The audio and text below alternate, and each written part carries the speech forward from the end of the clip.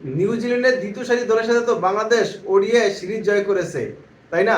কিন্তু ব্যাটিংয়ে কতটা উন্নত হয়েছে, ব্যাটিংয়ের কি অবস্থা সেটা কি একবার খতিয়ে দেখছেন? সেটা তো দেখবেন না, কারণ বাংলাদেশ সিরিজ জয় করেছে, ম্যাচ জিততেছে, যার যার ম্যাটার, আর কোনো সমস্যা নাই, আর কোনো দিকে চিন্তা করার দরকার নেই। যেই দলটার লাস্টের 10 ওভারে রান নেয় মাত্র 61 রান, 4 উইকেট খরচ করে, সেই দলটার ব্যাটিংয়ের কতটা উন্নতি হয়েছে ভাই। আমরা কি এই লো অর্ডারে মানে স্লো ওভারে মানে কোনো ব্যাটসম্যান পাইছি, তৈরি করতে পারছি?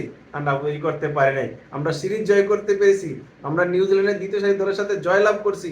এর চেয়ে বড় প্রাপ্তি ভাই, এর চেয়ে বড় কিছু আছে? যেই দলটার 40 ওভারে 204 রান 4 উইকেটের বিনিময়ে থাকে, সেই দলটা কিভাবে লাস্ট 50 ওভার শেষে 265 রানে 8 উইকেট হয়? সেটা তো আমার মাথায় ক্যাচ করে না ভাই। বাংলাদেশের ব্যাটিং কের কি অবস্থা, এটাই আমি চিন্তা করে কুল পাইতেছি না। সবাই তো ব্যস্ত আছেন, সিরিজ জয় করছে, আনন্দ করতেছেন, ম্যাচ জিততে পারছে, আনন্দ করতেছেন, কিন্তু একটা দ্বিতীয় সারি দলের সাথে যদি বাংলাদেশের ব্যাটিং এর এই অবস্থা হয়, তাহলে ভাই ব্যাটিং এর উন্নতি হলো কেমনে?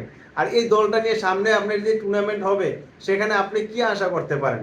আসলে বাংলাদেশের ক্রিকেটের ভবিষ্যৎ কি, সেটাই তো আমার মাথায় প্রেস করে না ভাই। সত্যি করে বলতেছি ভাই, মানে আমি এটা বিশ্বাস করতে পারতেছি না, যেই দলটার 40 ওভার শেষে 204 রান 4 উইকেটে থাকে, সেই দলটা কিভাবে মানে 265 রান করে 8 উইকেটের বিনিময়ে। দলগুলো যখন এই অবস্থায় থাকে, এই সিচুয়েশনে থাকে, তারা অন্তপক্ষে লাস্টের 10 ওভারে মিনিমাম 100-এর মতো রান করে। এটা একদম বাস্তব। আপনি এই মডার্ন যুগের ক্রিকেটে এসে আপনি এরকম এই দাদার আদিকালের মতো টুকটুক টুকটুক করে রান নেওয়ার মতো কিন্তু খেলা খেলে না। এখন মডার্ন যুগে আসছে, দেখতেছি আমরা ভাই, ইন্টারন্যাশনাল ফলো করতেছি, কোনো প্লেয়ারকে ছোট করতেছি না। এখানে হচ্ছে বাংলাদেশের সমর্থই এতটুকু। হয়তো আপনি আমার সাথে একমত হবেন না, কিন্তু বাংলাদেশের সত্যি বলতেছি ভাই, এদের এতটুকুই সমর্থ, এর বেশি সমর্থ নাই। কারণ এর বেশি সমর্থ কখনো হয়ে ওঠে নাই। এখানে ভোট যাবে, ভোট আসবে, নতুন সভাপতি হবে, নতুন সভাপতি আসবে, এগুলো নিয়ে ব্যস্ত আছি আমরা, ঠিক আছে? কিন্তু আমাদের ক্রিকেট ডেভেলপমেন্ট, আমাদের লাস্টের স্লো ওভার খেলার মতো কোনো ব্যস্ততা আমরা তৈরি করতে পারি নাই। আমাদের চেয়ার ঠিক থাকতে হবে আমাদের, ঠিক আছে ভাই? আমি এখানে কাউকে ছোট করে কথা বলতেছি না, বা কাউকে ব্ল্যাঙ্ক করতেছি না। আমি বলতেছি যে বাংলাদেশ আজকে যে ম্যাচটা খেলছে, এই ম্যাচের মধ্যে বাংলাদেশের মিনিমাম 300+ রান হওয়ার কথা। এটা আমি মনে প্রাণে বিশ্বাস করি এটা।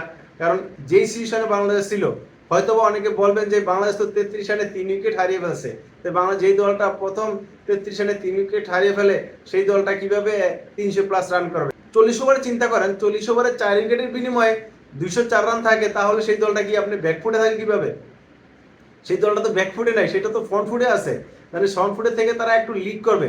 40 ওভার শেষে ক্রিজে ছিল তাহিদ হৃদয় 4 বলে 6 রান, আর শান্ত ছিল 98 রান 112 বলে। এরপরে এরকম দুইটা ভালো ব্যাটসম্যান থাকার পরে এটা কিভাবে ভাই 300+ রান হয় না কিভাবে, সেটা আমার মাথায় কাজ করে না।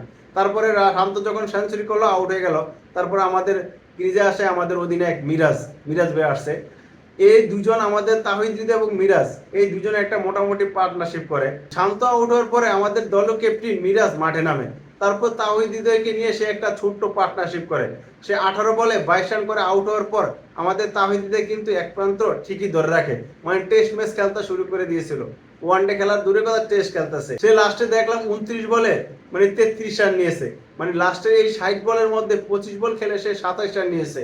এই হচ্ছে আমাদের মিডল লোয়ারের ব্যাটসম্যান, মানে বলারের মতো খেলছে, টুকটুক করে, মানে টেস্ট খেলতেছে, মানে জিনিসটা বিল্ড আপ করছে। মানে এই হচ্ছে বাংলাদেশের ব্যাটিং এর অবস্থা ভাই। এখানে আমি তাহিদকে ছোট করে দেখতেছি না, মানে যেই খেলে টাকের এই পজিশনের ভিতরে তারা এই অবস্থায় খেলে।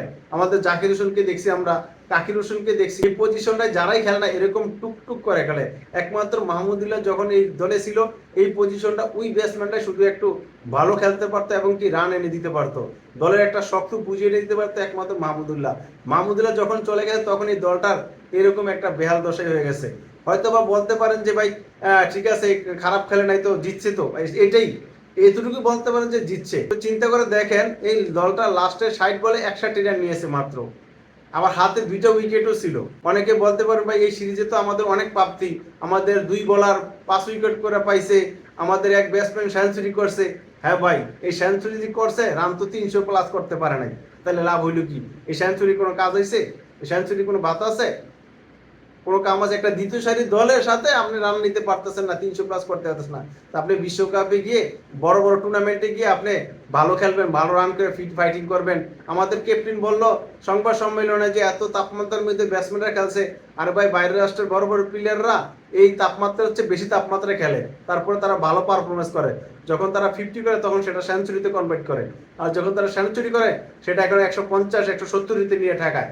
আপনারা এই 265 জন সবাই মিলে নিয়ে এখন আপনারা অনেক টেম্পারের মধ্যে খেলছেন ভাই, এই তো বুকি বাকি সারা দিয়ে খেলার ভিতরে ফোকাস করেন, ঠিক আছে?